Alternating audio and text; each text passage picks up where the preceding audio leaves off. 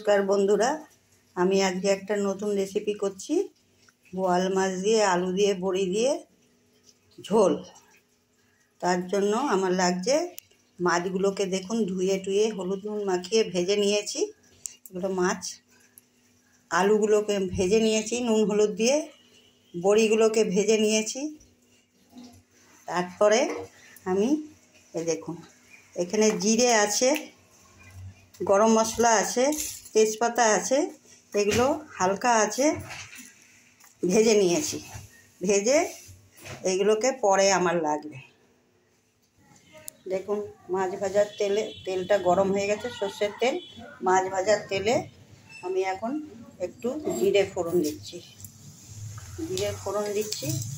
আর দুটো তেজপাতা ফোড়ন দিয়ে দিলাম। ফোড়ন দিয়ে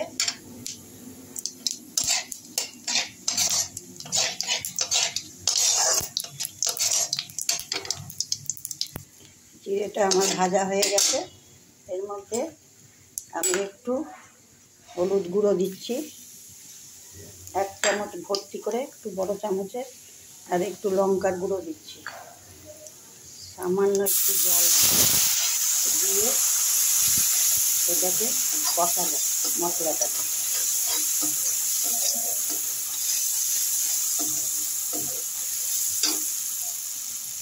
মশলাটা হয়ে যাচ্ছে, এরপরে আমি আলুগুলো দিয়ে দিচ্ছি। দেখুন আমার আলুটা ভাজা ছিল, মশলাটা কষানো হয়ে গেছে। আমি এবার এতে জল দেব। জল দেওয়ার পরে আমি সবসময় নুন চেক করি, যেন নুনটা পরে চেক করলেই ভালো হয়। এখন ভাজার সময় আলু ভাজাতে নুন দেওয়া আছে, মাছ ভাজাতে নুন দেওয়া আছে, মশলাতে একটু দিয়েছি, ওই জন্য পরে আমি নুনটা চেক করে দিই। দেখুন ঝোলটা ফুটে উঠেছে।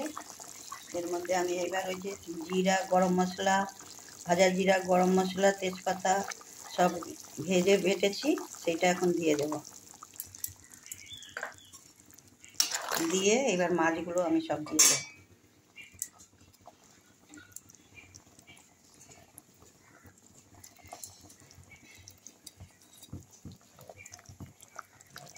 দেখুন মাছগুলো সব মাছ দেওয়ার পরে ঝোলটাও ফুটে উঠেছে।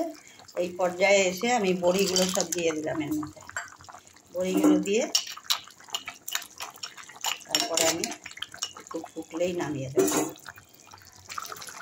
দেখুন ঝোলটা হয়ে গেছে, প্রথম টকবগিয়ে ফুটে উঠেছে। এই পর্যায়ে এসে আমি এখন গ্যাসটা বন্ধ করে দিই। দেখুন মাছটা আমার রান্না হয়ে গেছে। কেমনি লাগছে সবাই একটু কমেন্ট করবেন, একটু লাইক দিবেন, তাহলে তো আমার ভালো লাগবে, একটু রান্নার উৎসাহ বাড়বে।